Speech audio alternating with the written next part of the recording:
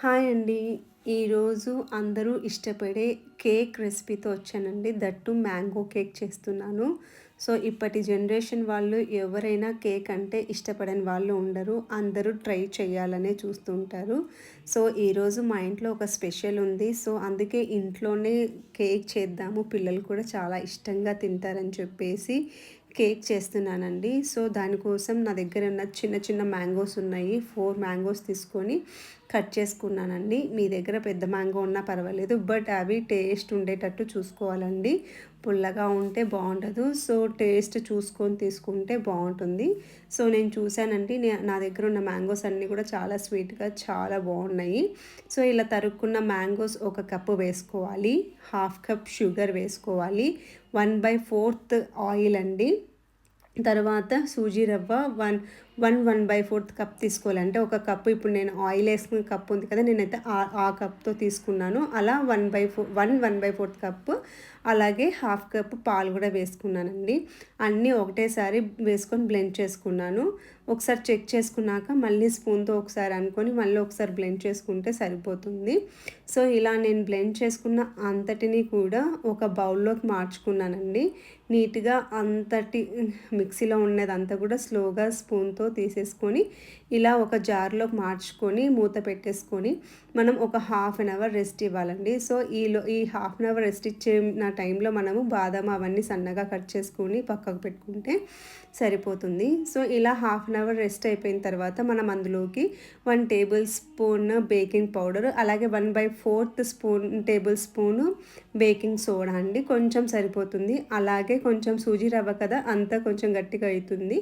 So, నేను కొంచెం పైనుంచి మళ్ళీ ఒక 5 టేబుల్ స్పూన్స్ మిల్క్ వేసుకొని కొంతసేపు కలపెట్టానండి. అదంతా బేకింగ్ పౌడర్ ఇవంతా కలిసిపోయేలాగా ఒక్కసారి అంతా కలపెట్టుకున్నాను. అలాగే ఈ ట్యూటీ ఫ్రూటీస్, బాదాము, క్యాష్యూ కూడా తరుక్కున్నవి కొంచెం అందులో పౌడర్ మిక్స్ చేసి వేసానండి. పౌడర్ మిక్స్ చేయకపోతే అంతా పైకి కూర్చుంటాయి అన్నమాట. సో, అందుకే నేను అలా కలుపుకున్నాను. సో, ఇప్పుడు మనం ఏ దాంతో అయితే కేక్ని బేక్ చేయాలి అనుకుంటున్నామో దానికి ఆయిల్ కానీ గీ కానీ పట్టించేసుకొని లోపల బటర్ పేపర్ ఉన్నా పర్వాలేదు, నా దగ్గర ఉంది కాబట్టి వేసానండి. ఆయిల్ అప్లై చేసి అలా పైన పొడి పౌడర్ చల్లితే సరిపోతుంది. అలా చల్లుకున్న తర్వాత మనం రెడీ చేసుకున్న కేక్ బ్యాటర్ని అంతా కూడా దాంట్లోకి మార్చేసుకోవాలి. మార్చేసుకున్న తర్వాత ఒక్కసారి లోపల బబుల్స్ ఏం లేకుండా ఉండడానికి ట్యాప్ చేసేస్తే సరిపోతుంది. ఇంకా మనకి ఇష్టం ఉంటే పైనుంచి టాపింగ్స్ ఏవైనా వేసుకోవచ్చండి. సో, నా దగ్గర ఇందాక తరుక్కున్నవే అన్నీ తురుముకున్నవే ఉంటే బాదము, క్యాష్యూ, ట్యూటీ ఫ్రూటీస్ అన్నీ కూడా బాగా వేసేసానండి. ఇష్టం ఉంటే చాలా ఎక్కువ క్వాంటిటీనే వేసుకోవచ్చు. సో, నేనైతే ఉన్నవి వేసేసాను అనమాట. సో, ఇలా గార్నిష్ చేసుకొని స్టవ్ మీద మనము ముందుగానే ఒక బాండీ పెట్టుకొని అందులో కొంచెం ఆల్రెడీ యూజ్ చేసిన సాల్టే మనం చాలాసార్లు కేక్ చేసి ఉంటాం కదా. సో, అదే వేసేసి ముందుగానే ప్రీహీట్ చేసుకోవాలి ఒక 10 మినిట్స్ మీడియం ఫ్లేమ్లో. సో, నేను అలా ముందుగానే ఈ ప్రిపరేషన్ చేసే ముందే పెట్టుకున్నానండి. సో, ఇది ప్రీహీట్ అయిపోయింది కదా, నేను మనం ప్రిపేర్ చేసుకుని ఈ కేక్ ప్యాన్ని కూడా పెట్టేసుకొని క్లోజ్ చేసుకున్నాను. సో, నాకైతే 40 మినిట్స్ టైం పట్టిందండి. చాలా బాగా కుక్ అయిపోయింది. ఏమీ అంటట్లేదు, చూపిస్తున్నా కదా 2-3 ప్లేసెస్లో చేసి.